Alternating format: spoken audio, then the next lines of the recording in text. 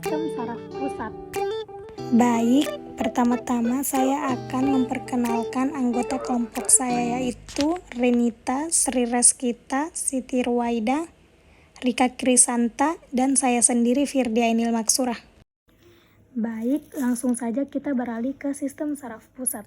Sistem saraf pusat itu sendiri berfungsi untuk menerima, memproses, dan menyimpan informasi, seperti informasi mengenai rasa, suara, bau, warna, tekanan pada kulit, dan kondisi organ internal. Sistem saraf pusat juga dapat mengirimkan pesan untuk otot, kelenjar, dan organ internal. Sistem saraf pusat itu sendiri memiliki dua komponen. Yang pertama ada otak dan saraf tulang belakang. Saraf tulang belakang merupakan perpanjangan dari otak, bermula dari dasar otak, kemudian menjalar di sepanjang bagian tengah punggung dan dilindungi oleh tulang punggung.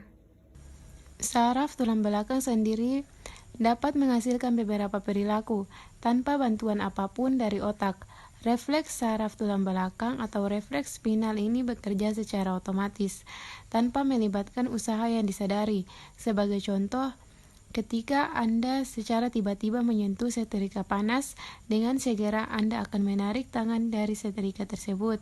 Bahkan, sebelum otak Anda sempat memproses peristiwa yang telah terjadi, impuls saraf membawa pesan ke saraf tulang belakang, dan saraf tulang belakang mengirimkan perintah berupa impuls saraf ke otot tangan untuk menarik tangan agar menjauh dari setrika. Jaringan saraf yang melandasi berbagai refleks tulang belakang berhubungan dengan jalur-jalur saraf yang terbentang ke dan dari saraf tulang belakang ke dan dari otak. Karena hubungan inilah refleks terkadang dapat dipengaruhi oleh pikiran dan emosi kita.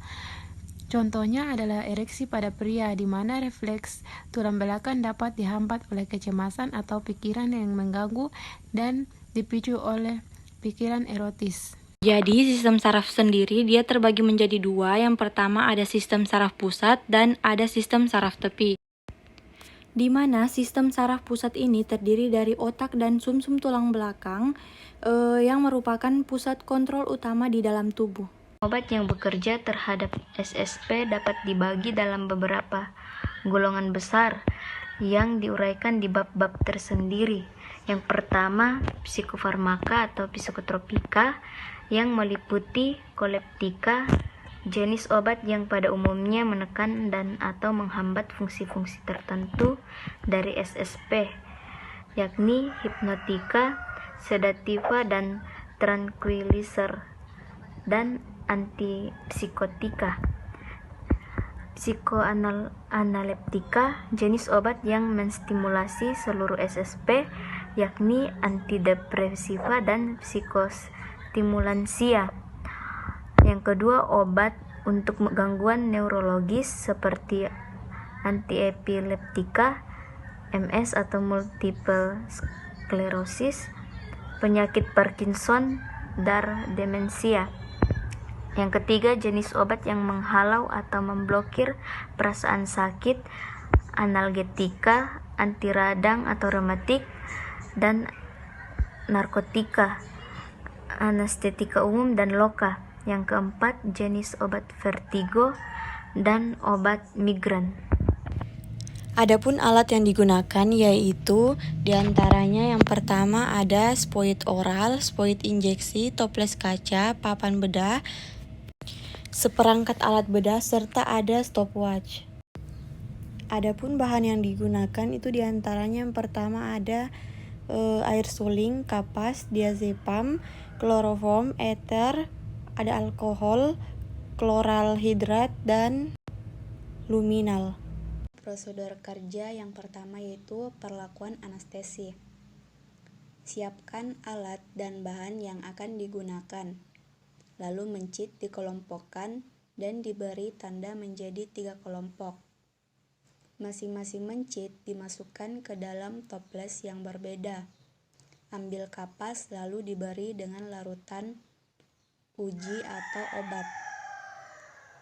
Pada kelompok 1, kapas diberi ether, kelompok 2, kapas diberi kloroform, dan kelompok ketiga, kapas diberi alkohol. Kapas tersebut dimasukkan ke dalam toples, lalu catat onset dan durasi dengan menggunakan stopwatch. Cara kedua yaitu perlakuan hipnotik sedatif.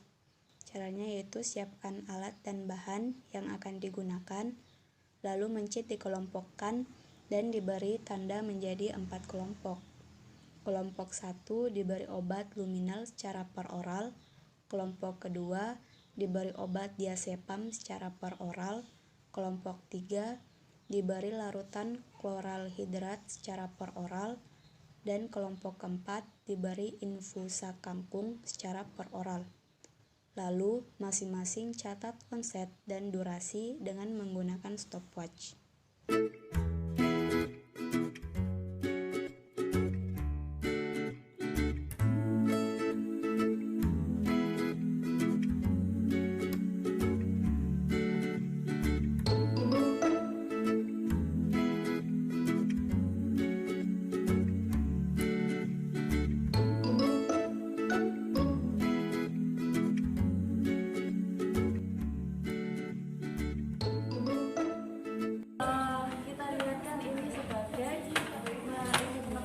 Jadinya bismillahirrahmanirrahim.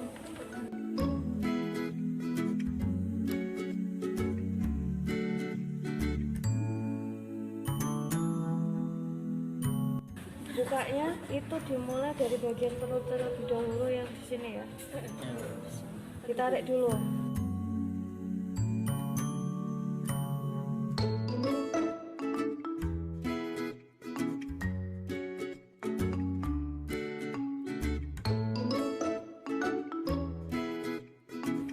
Ini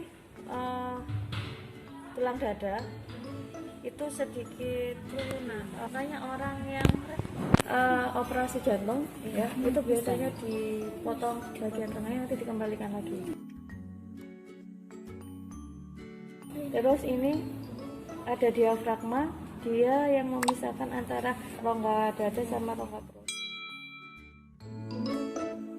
Ini hati, jantungnya yang bagian atas, ini lambung. Ini yang ini bagian belakang, ini limfa.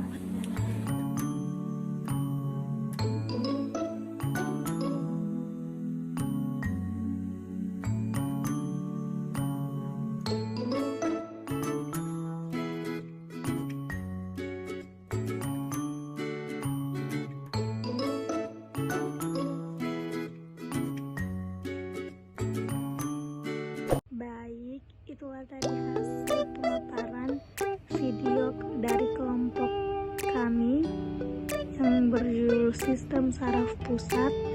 Kurang dan lebihnya mohon dimaafkan. Assalamualaikum warahmatullahi wabarakatuh.